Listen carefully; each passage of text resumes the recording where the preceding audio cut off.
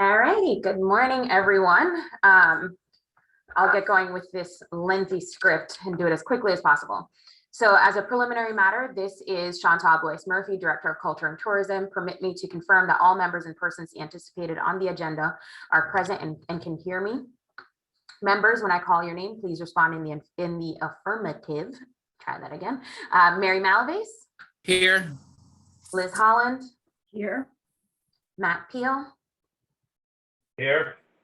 Niles Parker. Here. Peter Morrison. Here. And staff, when I call your name, please respond in the affirmative. Chantal Boyce Murphy is also here, and we have no anticipated speakers today. So this open meeting of the Visitor Services Advisory Committee is being conducted remotely. Sorry, thought I saw someone pop up in the waiting room. Is being conducted remotely, consistent with Governor Baker's executive order of March 12th, 2020, due to the current state of emergency in the Commonwealth due to the outbreak of COVID-19 virus. The order, which can be found posted with agenda materials for this meeting, allows public bodies to meet entirely remotely, so long as reasonable public access is afforded to that public so that they can follow along with deliberations of the meeting. Ensuring public access does not ensure public participation unless such participation is required by law. This meeting will not feature public comment. For this meeting, VSAC is convening by video conference via Zoom app as posted on the town's website, identifying how the public may join. Please note that this meeting is being recorded and that all attendees are participating by video conference. Accordingly, please be aware that other folks may be able to see you and to take care not to screen share your computer. Anything that you broadcast may be captured by the recording. All supporting materials that have been provided to members of this body are available on the town's website unless otherwise noted. The public is encouraged to follow along using the posted agenda unless I or the chair notes otherwise. So a few ground rules really quickly. We're now turning to the first item on the agenda. Before we do so, permit me to cover some ground rules for effective and clear conduct of our business and to ensure accurate meeting minutes. I or the chair, it's funny because we have no speakers, will introduce each speaker on the agenda. After they conclude their remarks, the chair will go down the line of members, inviting each by name to provide any comment, questions, or motions. Please hold until your name is called. Further, please remember to mute your phone or computer when you're not speaking. Please remember to speak clearly and in a way that helps generate accurate meeting minutes. For any response, please wait until the chair yields the floor to you and state your name before speaking. If members wish to engage in a conversation with other members, please do so through the chair, taking care to identify yourself. And I'll throw the public comment in there just in case someone does decide to join. Sorry, I'm just letting Sarah in really quickly. And for the public, after members have spoken, the chair will afford public comment to those members of the public that have joined the meeting via Zoom. Members of the public who wish to speak must state their names and be acknowledged by and speak through the chair. Finally, each vote taken in this meeting will be conducted by roll call vote. Morning, Sarah. And Mary, I'm going to hand it over to you. Okay, thank you, Chantal. The first item of business is the approval of the October 11th minutes. David sent them out last week with the Zoom. Hopefully everyone has had time to review them. Are there any changes that are noted? All right. Hearing none, I'm going to ask for a motion to approve the minutes. So moved. Thank By you. Peter. Thank you, Peter. Can I have, who was the second? Second. Sarah, thank you very much. I will call for a vote on the approval of the minutes of October 11th. We do have to do this because it's a public meeting by roll call. So Liz Holland. Yes. Matt Peel. Yes. Niles Parker. Yes. Peter Morrison. Yes. Sarah Boyce. Yes. And myself approve as noted with no abstentions or changes. Thank you very much. Next item on the agenda is the director's report. Chantal, I'm going to turn it back to you. Ma'am.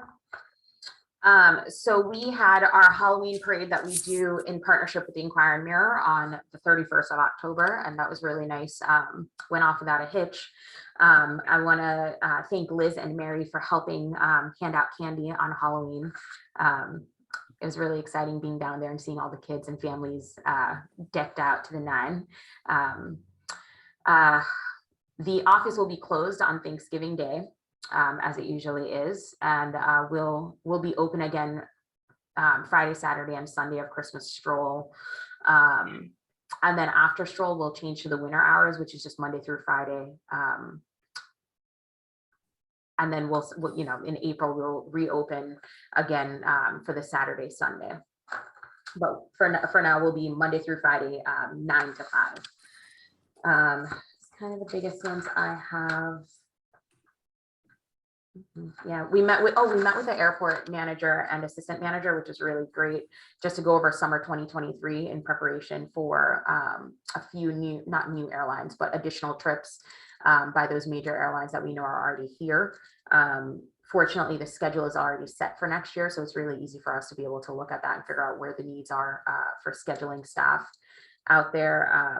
We will be ramping up the staff a bit just because of the increase in flights going in and out daily, particularly Thursday through Monday.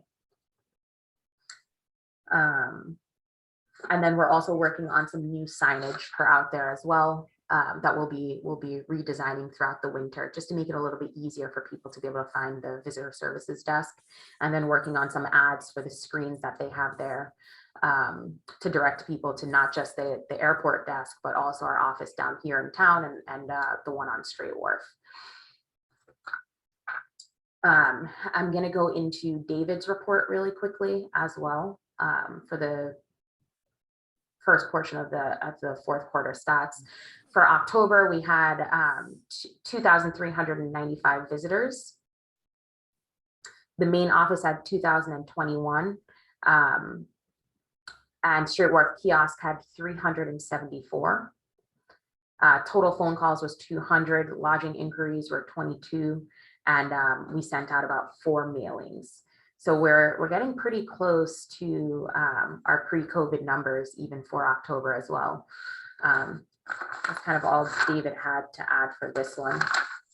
And I'll hand it back over to you, Mary, or if anyone has any questions for me. Thank you. This particular meeting, we don't have a huge agenda or visitors. I think part of the discussion was to decide who we would like to come and join us for and in person. I'm all about the mission of an organization, and obviously we are an advisory board. We're not necessarily a policy-making board. So I thought it would be helpful just to pull up what the public sees on our app and website as to what the Department of Culture and Tourism is supposed to do. So in big bold letters, and I don't think I'll read all of it, I may. It says the mission: the Visitor Services Advisory Committee will regularly evaluate the level of services being offered to Nantucket visitors. Provide a written annual report to the Board of Selectmen and/or Town Administration listing recommendations for improving or expanding visitor services. Will monitor the operation of Information Bureau and satellite kiosks through regularly scheduled meetings with Visitor Services administrative staff, and assist in developing an annual proposed budget that reflects recommendations regarding fulfilling visitor expectations and needs to a world-class destination. Pretty interesting mission. I think every so often people need to read the mission. That said, we're doing a lot of that already. We get regular updates. We find out what works. You know, Chantal has already recommended additional signage. We all know there was bottlenecks at the airport. So I think we need to, as members, think back on the good things and maybe the challenges of this past summer and come up with, that's the area we need to see how we can help other people as advisory only. We are not a policy-making board, but we can, and, you know, help advise. So I think, Chantal, you've already started with the airport. That's great. I still think we need to all be part of that discussion as we move forward. So I would love to have airport people come and meet with us. And that would be obviously after you've already done your preliminary to decide what do we need to do to best assist them. Maybe there's steamship, and maybe, you know, Liz from the High Line, you know, you've had challenges last summer. Maybe it was Uber pickup, maybe it was taxis, maybe it was luggage carts. You know, how could we help as people get on and off, say, the High Line in a very congested dock? Maybe our signage down there needs to be improved. Maybe, you know, so I think those things, having a meeting with Highline people coming over with Liz, obviously we're fortunate you wear two hats. That's where you are every day, but yet you can, you know, help us. The same with Niles. There may have been issues with the museum or the satellites or whatever. Obviously, Sarah, you've got issues with your location is such a draw. How can we help, you know, deal with the wonderful people that want to be outside? And then Matt, you just deliver everything to the world. So you've had your own challenges with just deliveries in town and getting out. So I think what I'd love to do between now and the next meeting to build an agenda is identify 2 or 3 areas that I think we could make a difference in helping people. Maybe the businesses don't know how we can help, and maybe we can't. Maybe it's something that they have to figure out on their own. But I think they need to know as a town advisory committee that we're there to help. So that's my little morning speech, and we can come up with, obviously the airport is one I want to talk to. I want to talk to both boats. Obviously, inbound is what the visitor first sees. You know, we always used to say a warm welcome and a fond farewell. You know, we need to have them know that the whole experience, you know, isn't, and obviously we have the use of, you know, ride sharing that we haven't had before. And sometimes that can create a problem. I know at the airport this summer, you couldn't drop off a passenger in front of the building for departure, because they made you go to the middle of the lot and drop people. Well, that's not convenient for some people with suitcases. So I think they identify their own problem with rideshare taking up all the taxi space and things. But anyway, okay, I'll open it up for anyone else that would love to help us build an agenda for the winter. Sarah? Yeah, thanks, Mary. One thing when you were talking about problems from the summer or things people notice that we can address, we maybe start to think about over the winter. This isn't my area of expertise, but I did hear from people who live in Sconset that Sconset has become really, really crowded and popular. You know, it's that biking destination. It's like, let's go out and see the market and things.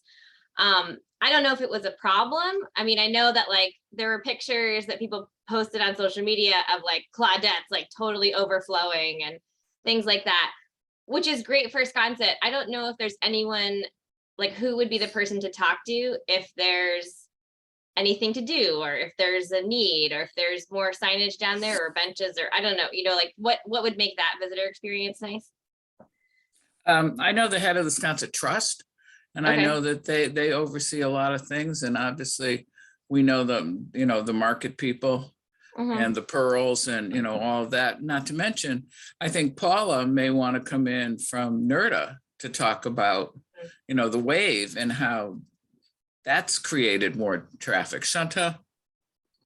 2 things. I met with, or in the summer, I met with the head of the Sconset Civic League, I believe it is.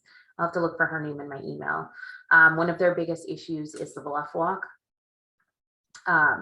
A lot of publications have picked that up as one of the key spots to visit when you come to Nantucket, and concerns by the residents are that visitors aren't being respectful. When going there, people are finding just random people taking photos on their patios and things like that and invading their private spaces. So we have this wonderful map that David created of Sconset that includes little stops like the Bluff Walk, where we actually printed little, basic courtesies when visiting Sconset on it to try to, and we hand out thousands of those all summer long with hopes of curbing that a little bit. We also started taking the mobile kiosk out to Sconset on Fridays, and we spend Friday out there just greeting visitors and directing them and just trying to alleviate some of the stress that the residents were dealing with out there. The other point, and we'll continue to do that for next year too, and I hope to meet with them again at the start of the summer just to find out how that went for them and other ways that we can improve upon that. I think it would be great to bring them in to talk to you guys. The other point is Paula is retiring at the end of the year, so the town is starting her the process of hiring. So might want to wait until a new person's hired and invite them in to talk to us about what their plans are going forward. I had heard that, which is why I mentioned it. I think it's important that we have a discussion with her before she leaves because she has years and years of experience from the very start of this, when we didn't have any sort of public transportation. So I think she has had, successes and maybe some issues. So, and not to mention, I think, she deserves a lot of credit for what she's done all these years and keeping the buses going. Obviously, there's concern about, quieter buses that don't have huge exhaust systems. So I think I'd be curious to see if there's any sort of move in the future for different vehicles that are really noisy and smoky. Peter? Yeah, let me pick up on the Sconset theme because I too have heard about the Bluff Walk, and I suspect that the Bluff Walk is only the top of a longer agenda. And I hadn't thought of this before, but the notion of establishing a connection between the Sconset Association, whatever, I think it's whatever the name of the Civic League's Sconset Association is. I'll have to look it up. We have 25 neighborhood associations. And just I'd be happy to serve as the intermediary and just say Visitor Services is really interested in knowing more about, how we can be helpful, given what we do, to whatever Sconset has on its agenda of things. We know that the Bluff Walk is one of them, but I suspect there are 3 or 4 other things that they might say, gee, what could you do? And we might establish a useful informal dialogue that doesn't have them swamping us with things to do, but discovers a few strategic things that really would help. Like the notion of having our kiosk out there. I didn't know we were doing that, but that sounds like a great idea. Yeah, I didn't either, Peter. So I think was it a popular? Did it meet with much success? It's funny. We started out stopping in different little spots throughout Sconset that we thought we'd be able to find the visitors, like the bus stop, the market. We actually found more success down at the lighthouse. When we were at the other locations, people would just kind of walk by us, and you find people just looking completely lost, and you wave them down. Yeah. Come on over, I can help you. But at the lighthouse, they were flocking to us with questions. Really? Well, we have to discover new hidden markets out there. If you all would like, I'll pass this along to our Sconset Association officers and say Visitor Services is receptive to maybe having them make an informal presentation sometime of what they think their challenges are, and where we might be helpful. I'm sure everybody knows generally what Visitor Services does, but I don't think they know everything that we do. And I think this is part of our mission. is Yeah. just to inform the people that are here dealing with the visitors and to make the visitor experience. The other thing that I'm concerned about, and I would love to, I don't know how we can engage this, is talking with the harbor master. What challenges does she have?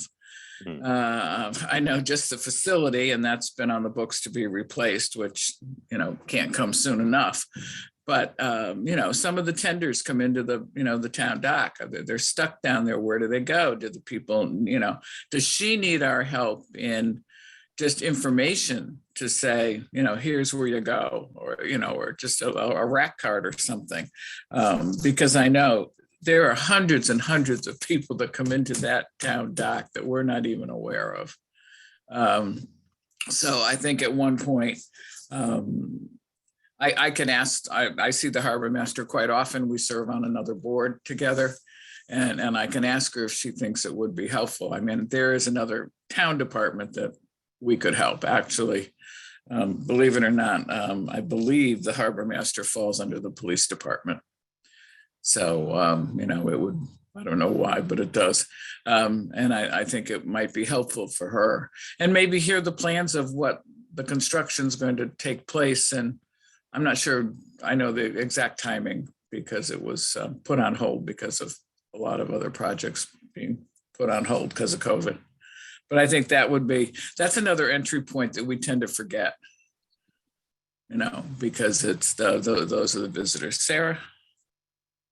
Yeah, thanks, Mary. I think that's a great idea. I think between the town pier, all the, the public docks, and then also Sheila's in charge of all the lifeguards. And so there's I say kids, sorry, all of the lifeguards that are kids that are at all all the lifeguarded beaches. So that's a huge reach. And so hearing what would be useful for her, for the visitor services committee to help support, it might be like, we're thinking of the docks and things where people are coming on, but she might have a different use, so I think I'm fully support that. I think that's a great idea.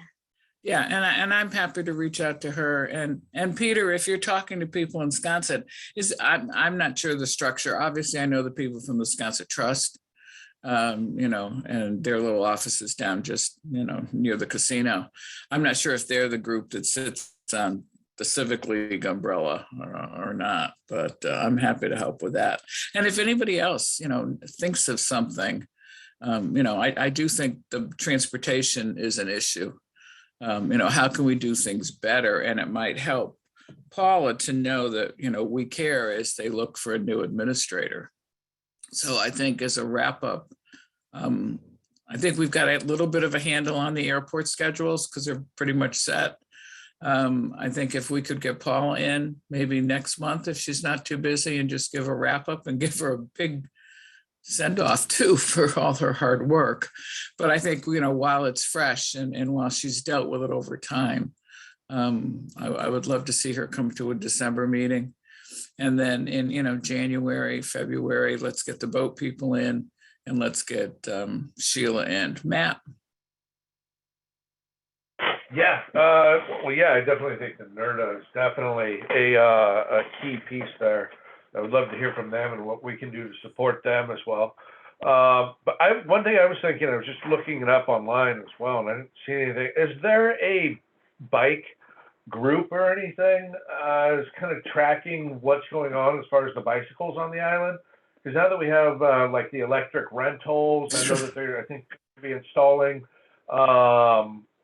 a new service station, I believe, by the Rotary. I think they got past town meeting or something, I remember, or one of the select board meetings. Service station for bikes, which is kind of cool. But just kind of getting more of a bike message out there. And I don't know how many people come, to the kiosks and stuff, and the visitor service offices looking for information on bike rentals as well. And just how we can kind of support that, but also get a safe message out there. With helmets, things like that. I know the school's having a lot of problems with electric bikes as well, and I believe they banned them. I saw an article that they banned them on the school property for a period of time as well. Yeah. But just getting getting that safe message out. But I wasn't sure if there was anything on bikes or any bike association for the island. I don't think there is a real group. There used to be years and years and years ago, but I think it's very curious that when we first got mopeds out here, there was signs on every bike path that said no motorized vehicles on the bike path because it was a conflict and it wasn't safe. And now we're seeing these bicycles that are acting with a motor that are speeding down bike paths. I see it all the time I live out on the senior Surfside. So I see them on, and I'm thinking, oh my goodness, there's people with strollers and they're walking and, so I don't see any of that signage that used to be with motorized, and maybe these aren't considered like a moped, but that might be a town issue. We might want the DPW to come in and talk to us about things that they see as a challenge, between trash and recycling and, do we have good looking recycle bins or mediocre recycle bins? But I think they're the ones that are, boots on the ground, so to speak. I think anything that we could help them with what they do with their job through any sort of publication or handout we could have. I remember years ago, there was a town, I think it was a town bylaw or ordinance that said you couldn't have a motorcycle on Main Street after 7 p.m. because they made too much noise. So, I think there's some things out there. Peter?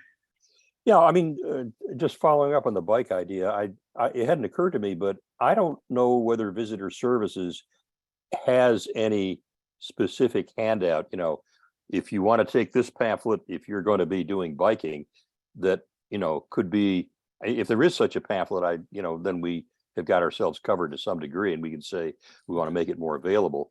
I know that, the people who come here and rent bikes, the natural outlet is, the rental places. But I agree that, the bikes on the path, there's probably a lot of room for improvement if we could only get some kind of the understandings that people have here on the island when you bike on this path into the hands of people who've never been here before. I've kind of, I've seen it happen, and I'm sure there's a lot of room for improvement unless there already is a pamphlet out there. It's not getting, it just hadn't come to my attention. But I would say one thing to find out perhaps for our next meeting is simply, does Visitor Services have anything on the counter there that, is visible enough for people to say, yeah, I better take that because I'm planning to go biking? Or is there anything that is, prominently visible at the bike rental stores so that people will take it? I know that there are kind of understandings about rules of the road. And also, I know I think one of the Worcester Polytech teams a couple of years ago had put together some kind of an app that, if you're going to be biking, this thing will, it's going to tell you more than you want to know about everything as you go by different places, if you want to really keep yourself informed. And I don't know if those apps are widely advertised. Yeah, thanks, Peter. Shanta? We have bike maps down there. We have a few. So all the bike rental companies, they have their own bike maps, and we hand them out to visitors when they come in. They're actually some of the most detailed maps of the island because they truly map out the bike paths and walking trails and things like that. We get a lot of inquiries from people looking to rent bikes here and looking specifically for those bike maps as well. Remain Nantucket also has the More Nantucket campaign, which is all about leaving the keys behind and coming to Nantucket, walking, biking, using public transportation. And on the morenantucket.com website, they have these wonderful audio tours that you can do on your bike. So you go to the website, choose the area you'd like to explore on Nantucket, let's say Sconset, and it takes you all the way from whatever point you start out at, leading out to Sconset, and you can take this wonderful podcast with you that tells you where you are and a little bit about the history of each location as you're biking by. Do Young's and all the bike shops have that information? They should actually, because it's funny because I was in Maine and I saw a More Nantucket ad on the TV. So they're really ramping up the campaign to promote that initiative. Because that may be a way we could help direct. Sarah? Yeah, thank you. So I'm glad Matt brought this up because I think there's sort of two different things we're talking about. So I definitely think the biking tourism is huge here and it's wonderful and I love it. It gets people out to the conservation lands, you know, and really seeing the beauty, the natural beauty of the island. And so making sure people have all the information they need about getting places and learning Nantucket is great. And that's like obviously the purview of this group. I think the second bigger upcoming issue is the electric bikes. I know, like as Matt said, the school's having a huge problem with it. My son's in middle school, so we get tons of emails about it. There's been a bunch of accidents. People have been actually pretty hurt. And so the schools banned it for 2 weeks completely. And a lot of kids that are younger, like don't have licenses, have never taken a driving class, are now driving these bikes and they go like 40 to 50 miles an hour.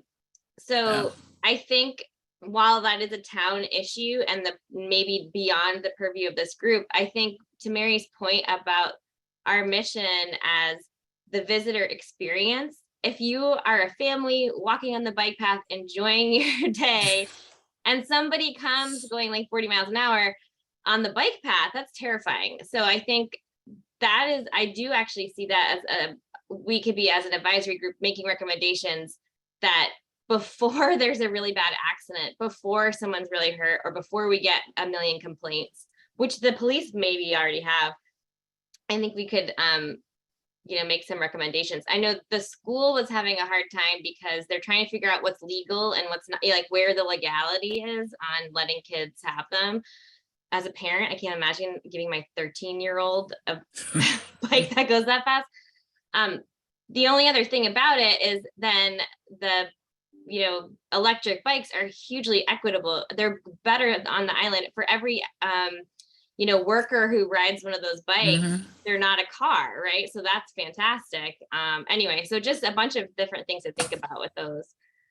I don't know if we get a police report to see what, you know, how many accidents there have been and what our if we write a recommendation or what that next step would be, but I think it's a good thing for us to cover. Yeah, Liz?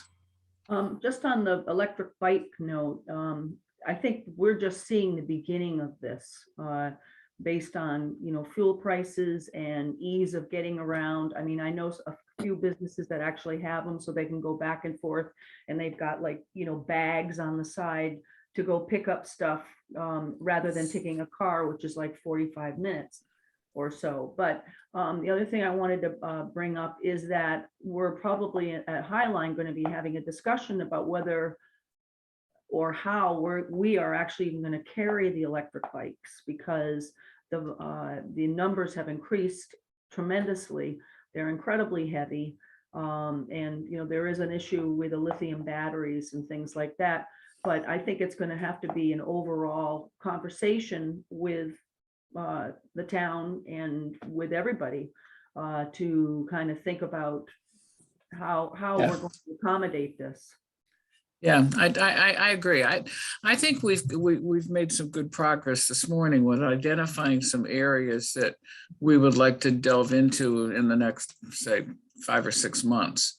So I'm happy to work with Shanta and David to see if we can identify some people for the next few meetings. And then come back with, you know, propose saying, you know, this is based on today's minutes, you know, where we can, you know, delve in and maybe invite some people.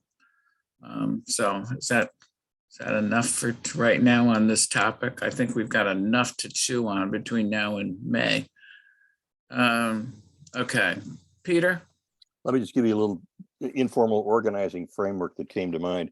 Seems to me that bikes, which you just discussed, as you know, the dangerous part of it, and stranded passengers are two problem areas where we can envision ourselves as serving to some extent as gentle advocates for attention. We can't solve the problem, but we can keep things moving and learn more from people about exactly what should be done.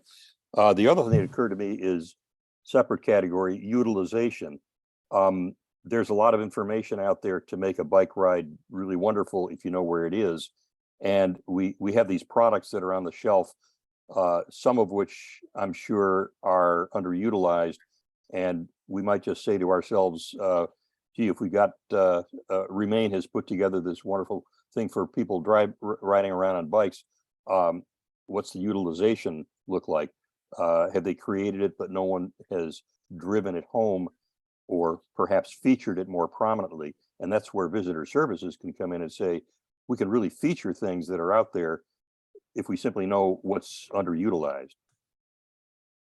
Kind of Perfect. a, two Yeah, approaches yeah. going No, forward. and for I another think, year.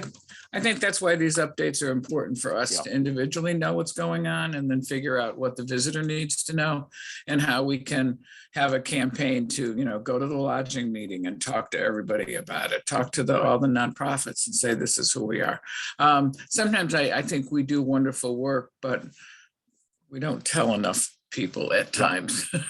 We tell certain groups that are interested, but they need to know that this is a very active, viable organization that, is there just to help the public. So I agree with that. And I think we have some, areas to identify. I've always thought DPW we need to talk to because they're the ones that, they're in the trenches, and if you come off the boat or do whatever, do they have enough resources to deal with making us look like that world-class destination that our mission says we're supposed to be? So anyway, okay, moving on. The next item on the agenda is, do we want to go to the trailer? Okay, well, I have my personal feeling that I do like Zooms, especially in the winter, and I think it might be more advantageous to keep it going at least through the winter months as we invite visitors. They may find it a little easier to participate on a Zoom as opposed to, having to go to that wonderful trailer. But that's just my thought. Well, anyone has comments? I think the December meeting, coming off Stroll or whatever, we should definitely still do Zoom. But any thoughts about January, February, March? Yeah, Liz? I'm just wondering, would there be a different location than the trailer? I mean, is the trailer just where, smaller groups would go to meet? Do you know what I'm saying? Is that, and I'm definitely agree with you about keeping the winter months on Zoom, but it would be really nice to have a couple months out of the year where we actually get together. Yeah, I totally agree on that. I think, for planning, December, January, February, we may want to continue the Zooms because people are busy and planning and maybe away, but you can still hop on and be part of something, for an hour, so I think that's fine. But yeah, no, in-person's always better most of the time. I'm just thinking of at least the next 3 months for convenience more. So any objections, any comments? Oh, hearing none. We will at least plan the December and possibly the January meeting as Zoom, and maybe February. Let's do those 3 months and then see where we are. By March, we may want to have people come in as we start talking about, daffodil and books and, all the other, festivities we could either meet at the, I'm sure the meeting room with the public safety. We've met at the wonderful conference room at the water company. I know that there's a great little boardroom there. So, there again, easy, central, easy to get in and out of. If, you're driving, you've got good parking, but that's a wonderful little conference room too. So we could keep that maybe on the radar. Could I just Peter? raise the question? Is there any reason not to keep the water company meeting facility kind of the go-to place by default, for when we want to have live meetings? I found it a great facility, and I wouldn't tell any other committee about it, but it's a terrific place. It's perfect for our purposes. Yeah, the trailer was suggested, and I don't know if that's where the town is wanting people to meet to see how wonderful it is. but that was a suggested location. Take a pass on that one. Yeah, I'd rather do Zoom next month, but anyway. All right, Peter, we'll investigate and see if, I think that boardroom at the water company was very comfortable and had a great boardroom table for communication. Yeah, don't get me wrong. I'm not saying that we should give up on the Zoom. I think, when you want to have Yeah. a live meeting, that's the place to just hang on to. You have to be somewhat bureaucratically selfish about saying it's the only place we can meet. Yeah, yeah. Chantal and David will investigate that for the future. So, all right, anything else? Anyone wants to bring up? Anything we missed? I think we've had a good discussion this morning of some items. Liz? Just a quick note is that we're starting to organize a meeting for the different individuals going to be involved with the stranded passenger situation. And so we just can put something loosely together, but I'll keep everybody posted on how that's going. Just Perfect. find a time when the people that have already, said that they would be very interested in helping out directly, can get together. So I'll keep everyone posted. And it might be the case of a couple little subcommittees and then bringing a report to the monthly, which is fine. So, all right, anyone have anything else? All right, do I have to do a roll call for a motion to adjourn? Yes, ma'am. Okay. Can I have a motion to adjourn? So moved by Peter. Second. Niles, thank you. All in favor, Liz Holland, Bye. Matt, Aye. Niles, Aye. Sarah, Aye.